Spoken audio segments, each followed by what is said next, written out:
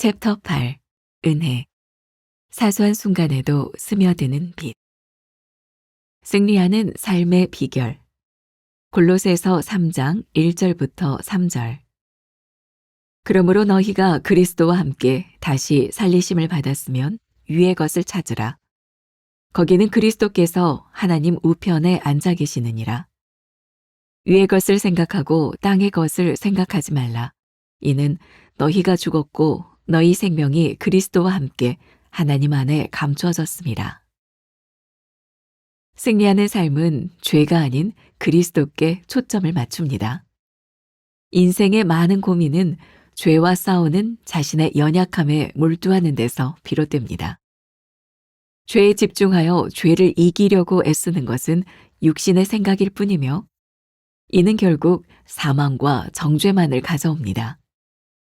그래서 바울은 위의 것을 찾으라 라고 권면하였습니다. 그러므로 죄에서 벗어나려는 노력을 멈추고 시선과 마음을 그리스도께 두십시오. 이러한 생각의 전환이 곧 죄를 이기는 삶의 첫걸음입니다. 죄를 이기는 능력은 그리스도 안에 감추어진 새로운 정체성이 있습니다. 우리가 땅의 것을 더 이상 생각하지 않고 위의 것을 생각할 수 있는 것은 우리에게 그럴 만한 힘이 있기 때문이 아닙니다. 바로 너희가 죽었고 너희 생명이 그리스도와 함께 하나님 안에 감추어져 있다는 선언 덕분입니다. 우리는 옛 자아에 대하여 이미 죽었으며 그리스도와 함께 다시 살아났습니다. 생명의 성령의 법이 죄와 사망의 법을 압도할 때 우리는 새로운 피조물로 거듭납니다. 위의 것을 구할 때 의무가 아닌 사랑에 이끌려 살게 됩니다. 사랑하면 오히려 법이 요구하는 것 이상을 자발적으로 기쁘게 행합니다. 그리스도 안에서 거듭나면 행동을 이끄는 동기가 완전히 달라집니다. 죄짓지 않으려고 애쓰거나 하나님께 잘 보이려고 봉사해야 한다는 의무감에 매이지 않는다는 뜻입니다. 이것이 우리가 은혜 안에서 죄책감 없이 자유를 누리며 사는 방식입니다. 나는 그리스도로 인해 승리하는 삶을 살고 있습니까?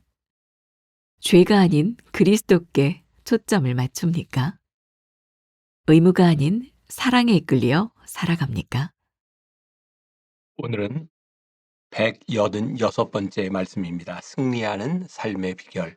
전체적으로 우리는 은혜로 날다 이런 큰 제목을 가지고 말씀을 나누고 있죠.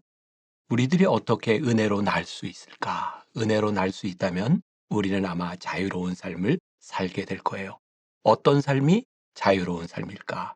오늘 우리가 나누는 본문 말씀에 비춰보면 죄 아래 사는 것이 아니라 죄를 다스리는 위의 것을 바라보며 사는 삶이 자유로운 삶이다. 이런 이야기를 하려고 합니다. 여러분들은 언제 자유를 잃었다고 느끼시나요? 또 여러분들은 언제 자유하다고 느끼시나요? 사실 우리는 내가 마음대로 하는 것을 자유라고 생각하지만 그것이 착각일 경우가 참 많이 있습니다. 내 마음대로 죄를 짓는 순간 우리는 바로 죄의 노예가 되어버리기 때문에 내가 자유롭게 한 행동으로 인하여 구속을 받게 되어 있는 거죠.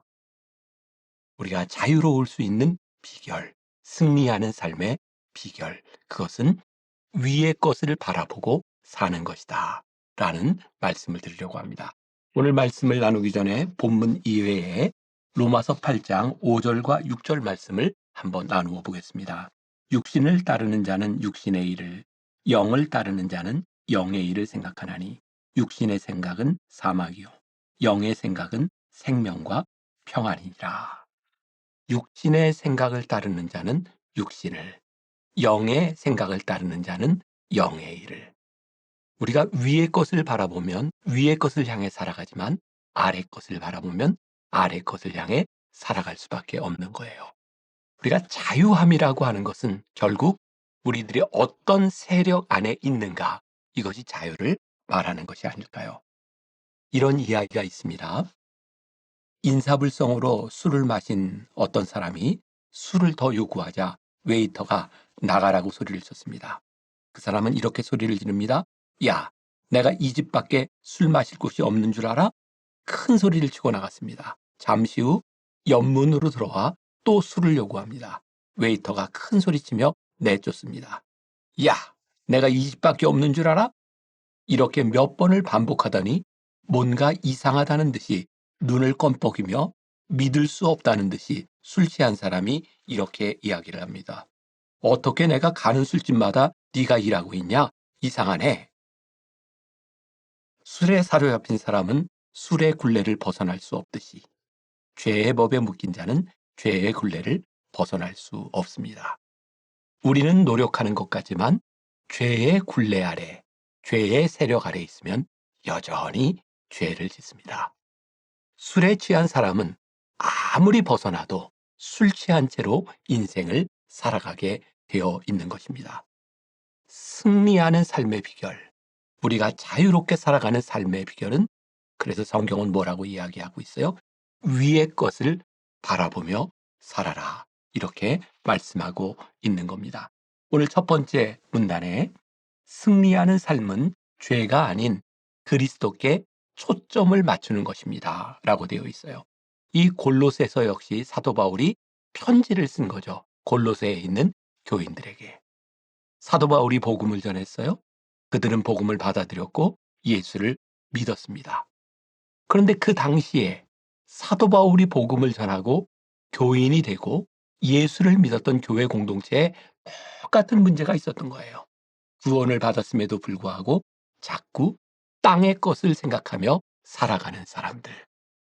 구원을 받았지만 위의 것을 생각하지 않고 자꾸 땅의 것을 바라보면 우리는 죄의 굴레 가운데 살아가게 됩니다. 오늘 우리들의 문제는 구원을 받았느냐 안 받느냐 이 차원을 조금 넘어서 살펴볼 필요가 있는 것 같아요. 저는 적어도 오늘 이 말씀을 묵상하는 여러분들의 삶에 구원의 체험, 나는 하나님을 믿는 사람이야, 이런 믿음의 고백이 있다고 저는 믿습니다. 문제는 이런 믿음을 가지고 살아가는 우리가 지금 이 자리에서 위의 것을 바라보고 살아가는가, 아니면 땅의 것을 바라보고 땅의 것에 가치를 두고 살아가는가를 분명히 점검할 필요가 있을 것 같아요. 그래야 우리가 승리하는 삶을 살아갈 수 있겠죠. 두 번째 문단에 보니까 죄를 이기는 능력은 그리스도 안에 감추어진 새로운 정체성에 있습니다. 죄를 이기는 능력이 뭐라고요? 그리스도 안에 감추어진 우리의 정체성. 우리의 정체성은 무엇일까요? 우리들이 그리스도를 믿고 살아가지만 우리가 죄인이라고 하는 것을 인정하는 거예요. 그리스도인의 정체성은 나에게 아무런 문제가 없다에서 시작하는 것이 아니라 나는 죄인입니다. 그래서 나는 주님의 도우심이 필요합니다. 주님 나를 도와주세요. 바로 여기에서 그리스도의 정체성에서 우리는 시작하는 거예요. 우리가 죄인이라는 것을 할 때 우리 안에는 놀라운 고백이 있죠. 우리의 죄를 바라보게 하시는, 우리의 연약함을 바라보게 하시는 크신 분이 있다는 것을 우리들이 깨닫게 됩니다. 제가 몇 주 전 주일 설교를 하면서 교인들과 그런 이야기를 나눈 적이 있어요. 우리가 하나님께 매를 맞는 혹은 우리의 인생에 환난을 당하는, 고통을 당하는 순간을 맞이할 때 우리를 때리시는 분이 있구나. 그게 참 놀라운 고백이라고. 우리를 때리시는 분, 내가 맞는다고 하는 것은 나보다 더 강한 분이 있구나 라는 것을 고백하는 것. 우리가 죄인이라고 하는 것은 빛 대신 큰 분 앞에서 우리의 모습을 바라보게 되는 거예요. 이게 그리스도인의 정체성입니다. 오늘 우리는 부족합니다. 우리는 죄인입니다. 여기에서 시작할 때 우리는 바로 이 문제에서부터 그리스도를 바라보게 되어 있는 거예요. 제가 이 말씀을 나누며 사도 바울의 이야기를 제가 원고에 적었던 게 있는데 제가 조금 읽어봐도 좋을 것 같아요. 사도 바울이 이런 고백을 하죠. 오호라, 나는 곤고한 사람이로다. 이 사망의 몸에서 누가 나를 건져내랴. 혹시 이 말을 들으면서 여러분들 마음속에 떠오르는 죄, 그것은 무엇일까요? 사도 바울은 진짜 많은 죄를 지었기 때문에 이런 괴로움 가운데 있었을까요? 저는 복음을 전하던 사도 바울이 그렇게 많은 죄를 지었다고 생각하지 않습니다. 그러나 그의 마음속에 있는 그의 죄성이 보이니까 그게 너무 괴로웠던 거죠. 죄성이 보이니까 죄가 미웠던 거죠. 그 미운 죄의 문제가 해결되지 않으니까 결국은 그리스도를 바라볼 수밖에 없는, 위의 것을 바라볼 수밖에 없는, 그의 초점이 위를 향하게 될 수밖에 없었던 것이죠. 오늘 우리가 인정해야 되는 것이 있어요. 우리가 죄를 미워하고 있다는 사실을 하나님 앞에서 인정하자. 그럼에도 불구하고 죄를 범하도록 이끄는 힘이 우리 안에 있다고 하는 것. 오호라 나는 곤고한 사람이로다. 죄를 이기고 싶지만 그 죄를 이기기 힘겨워하는 나의 본성이 내 안에 있구나 라는 것을 인정하자. 요한에슬레는 이런 이야기를 하죠. 죄를 고백하는 것, 그것이 구원에 이르는 현관이다. 이 현관을 거치지 않고는 아무도 안으로 들어갈 수 없다. 멋진 이야기죠? 죄는 무서운 것, 죄는 피하고 싶은 것이지만 우리 안에 있는 죄성을 인정하지 않는다면 우리는 그리스도께로 우리의 초점을 옮기지 않기 때문에 우리가 승리하는 비결, 먼저 우리의 죄의 정체성을 인정하고 그리스도를 바라보자. 세 번째 문단에 위의 것을 구할 때 의무가 아닌 사랑에 이끌려 살게 됩니다. 제가 이런 문장을 쓴 적이 있어요. 한번 들어보세요. 하나님은 우리가 죄에서 벗어나려고 하는 노력을 기뻐하시지 않고 하나님을 집중하며 살아가기를 원하십니다. 우리가 깊이 생각하지 않으면 이 문장이 잘 이해되지 않을지 몰라요. 하나님은 우리가 죄에서 벗어나려는 노력을 기뻐하시는 분이 아니라 하나님께 집중하며 살아가기를 원하십니다. 그런데 우리는 그런 착각을 할 때가 많이 있죠. 아, 나는 죄에서 벗어나야 돼. 죄에서부터 멀어져야 돼. 이런 고백을 하나님이 기뻐하시는 것처럼. 왜 하나님이 이런 우리의 노력을 기뻐하지 않으실까요? 그런 노력으로는 절대로 우리의 죄의 문제가 해결되지 않기 때문입니다. 위의 것을 바라보며 하나님을 집중할 때 우리는 자연스럽게 죄로부터 벗어날 수 있는 것이지, 죄에 대하여 벗어나려고 노력하는 삶을 산다면 얼마나 힘들겠는가. 하나님의 자녀된 우리가 이 세상에서 그렇게 힘겹게 살아가는 것을 하나님이 기뻐하실까요? 맞아요. 하나님은 우리의 눈이, 우리의 삶이, 우리의 집중력이 하나님을 바라보며 살아가기를 원하신다는 사실을 우리가 잊지 말아야 될 것 같아요. 이것은 저의 삶의 믿음의 고백이기도 합니다. 저를 아는 사람들은, 제 설교를 많이 들어본 사람들은 제가 목사가 되어서도 저에게 소명이 오기 전까지 제가 얼마나 힘겹게 이 목사가 되지 않으려고 노력했는지 그런 간증을 들어본 분이 있을 거예요. 왜냐하면 저는 목사로서 하지 말아야 될 것들을 하지 않으려고 사는 게 너무 힘들었던 사람이에요. 그래서 목회를 못할 것 같았어요. 그런데 하나님의 은혜를 경험하고 났을 때 저에게 찾아온 현상이, 저에게 찾아온 일이 뭐냐면 너무나 하고 싶은 일로, 하나님이 나를 부르시는 일로 제 가슴이 뛰고 제가 너무 바빠졌다는 거예요. 굳이 죄를 피하려고 하지 않아도 내가 거룩한 일에 분주해지고 위의 것을 바라보기 시작할 때 나의 삶이, 승리하는 삶이, 자유로운 삶이 되었던 것처럼 오늘 여러분들에게 그런 믿음의 권면을 드리고 싶습니다. 한번 실천해 봅시다. 오늘 하루를 살아가는 동안 죄를 짓지 않으려고 사는 사람이 아니라 하나님과의 친밀함 가운데서 우리를 인도하시는 자유함을 우리가 느끼고 살아간다면 얼마나 복된 하루가 될 수 있을까요? 승리하는 삶의 비결, 오늘 위를 바라보며 사는 여러분들이 되시기를 간절히 소원합니다. 기도하겠습니다. 오늘 우리들에게 또 하나의 자유함의 비결을 말씀해 주고 있습니다. 세상 것을 바라보거나 육의 것을 바라보거나 죄를 짓지 않으려 노력하는 삶이 아니라 위의 것을 바라보며 하나님과의 친밀함 가운데 살아가는 하루, 오늘 그 자유함을 맛보는 귀한 하루가 되게 하여 주옵소서. 예수님의 이름으로 기도했습니다. 아멘.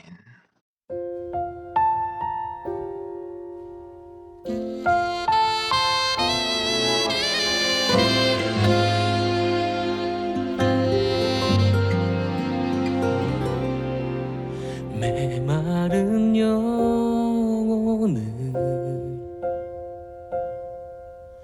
찾으시는 음성, 따스한 숨결로 시선으로 내 이름을 부르시네. 시린 세상 속에 홀로 서 있던 나, 비로소 느끼네. 그의 손이 항상 나를 붙드셨네. 보이지 않는 손, 날 이끄시는 힘, 전능자의 능력, 하나님의 손길. 내 능력이 아닌 오직 하나님의 능력, 그의 손으로, 그의 손으로 인도하네.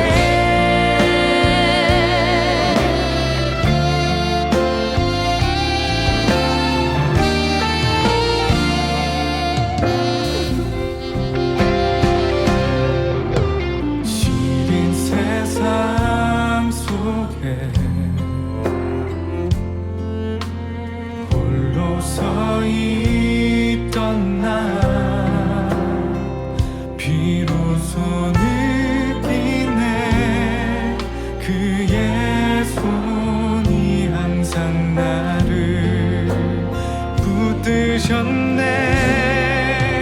보이지 않는 손, 날 이끄시는 힘, 전능자의 능력, 하나님의 손길. 내 능력이 아닌 오직 하나님의 능력, 그의 손으로, 그의 손으로. 보이지 않는 손, 날 이끄시는 힘, 전능자의 능력, 하나님의 손길. 내 능력이 아닌 오직 하나님의 능력, 그의 손으로, 그의 손으로,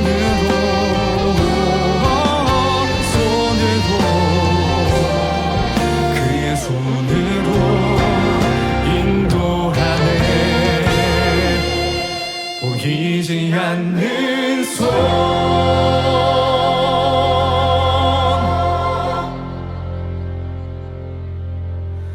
주 너를 지키리. 아무 때나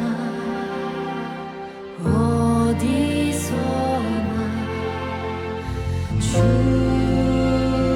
너를 지키리.